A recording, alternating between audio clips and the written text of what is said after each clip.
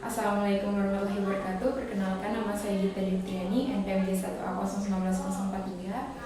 Saya berasal dari Prodi Informatika, Fakultas Teknik, Universitas Bengkulu. Jadi hari ini saya akan berpidato sesuai dengan tugas dari mata kuliah Bahasa Indonesia.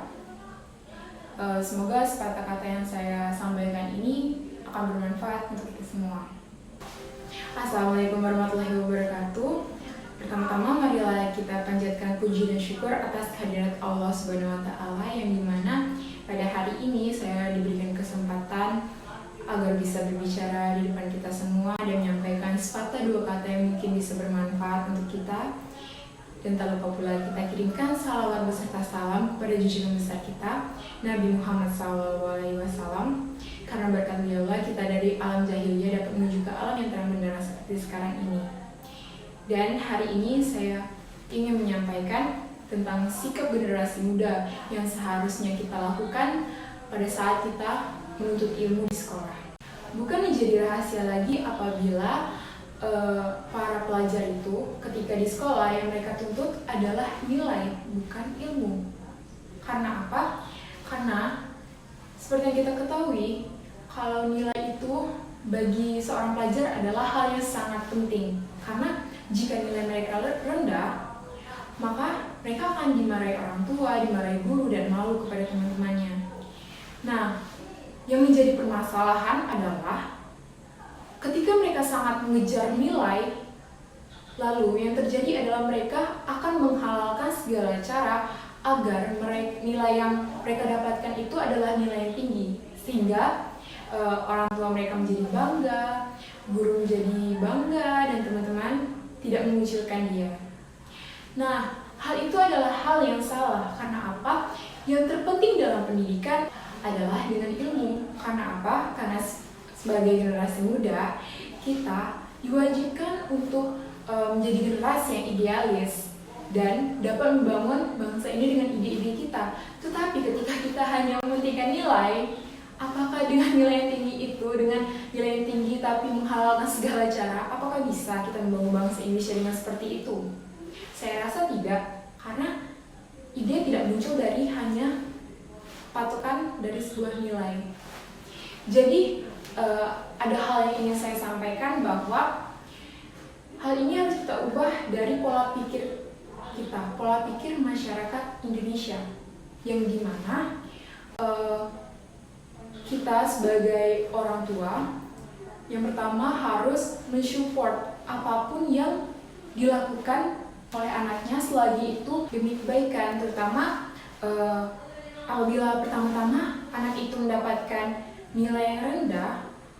Tugas sebagai orang tua adalah jangan memarahi mereka, tetapi mencari tahu kekurangan mereka, membantu mereka dalam menutupi kekurangan mereka, dan membantu mereka menemukan kelebihan-kelebihan mereka. Intinya sebagai orang tua, jangan menjudge anak tersebut, ih kamu nilainya rendah banget, sebagai orang tua, kita sebaiknya mensupport anak kita seperti itu. Misalnya memasukkan dia kepada bimbel, atau mencari tahu bakatnya di bidang apa, seperti itu. Dan selanjutnya, sebagai generasi muda, kita sebagai anak-anak yang sekolah, nah tugas kita adalah belajar, menuntut ilmu sebanyak-banyaknya. Karena tujuan kita sekolah yang pertama kali adalah supaya kita dapat membangun bangsa kita menjadi yang lebih baik. Lalu kemudian dengan seiringnya kita membangun bangsa kita menjadi bangsa yang lebih baik, maka masa depan kita juga akan menjadi cerah. Nah, saran saya adalah kita sebagai generasi muda harus benar-benar menuntut ilmu, belajar sungguh-sungguh. Tidak hanya ingin semata-mata mengejar nilai, tetapi ilmu pengetahuan. Ada banyak ilmu pengetahuan yang mungkin salah dan ada di pelajaran di sekolah. Nah, tugas kita sebagai generasi muda yang kritis, kita harus tahu tentang hal tersebut. Kita tanyakan kepada guru, apakah benar seperti ini? Lalu dengan kaitan pelajaran lain, kenapa seperti ini? Karena saya sudah melewati berbagai jenjang pendidikan SD, SMP, dan SMA, dan saya sering menemukan hal-hal yang kaitannya berbeda di pelajaran ini dengan pelajaran ini. Saya sudah mencoba untuk mengkritisi gurunya, tetapi mungkin jawabannya kurang puas. Nah, tidak apa-apa jawabannya kurang puas, tapi kita juga bisa mencari di internet apa jawaban yang sesuai dengan nalar kita, seperti itu.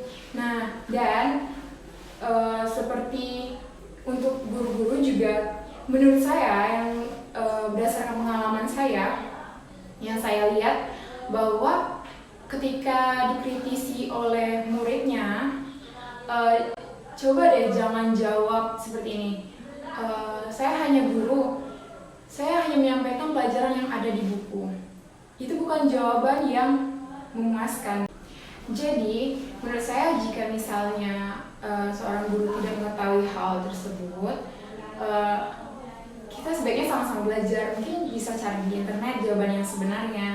Karena apa ya? Memang murid bisa langsung mencari di internet tanpa bertanya dengan guru. Tapi kalau misalnya langsung bertanya ke internet, apa dong fungsi guru? Nah, itu hanya contoh kecil yang saya temuin, dan enggak semua guru seperti itu. Ada mereka juga yang menjawabnya sangat terperinci, dan saya suka akan hal itu. Dan itu sangat bermanfaat untuk kita semua. Dari hal-hal yang saya paparkan tadi, saya menarik kesimpulan bahwa kita harus menerapkan beberapa hal, yaitu menjadi orang tua yang mengerti anaknya, menjadi guru yang bisa sama-sama belajar dengan muridnya, dan menjadi murid yang tidak hanya mementingkan nilai, tetapi juga ilmu pengetahuan. Supaya apa? Supaya kita sebagai generasi muda bisa memajukan bangsa kita, bisa menyejahterakan masyarakat kita, dan kita bermanfaat untuk hidup kita. Karena sebaik-baik manusia adalah manusia yang bermanfaat. Terima kasih sudah mendengarkan sepatah dua kata dari saya. Semoga bermanfaat, dan saya mohon maaf apabila terdapat kesalahan kata. Kepada Allah saya mohon ampun. Semoga kita bisa sama-sama belajar dan sama-sama membangun bangsa kita menjadi bangsa yang lebih baik lagi. Terima kasih. Wassalamualaikum warahmatullahi wabarakatuh.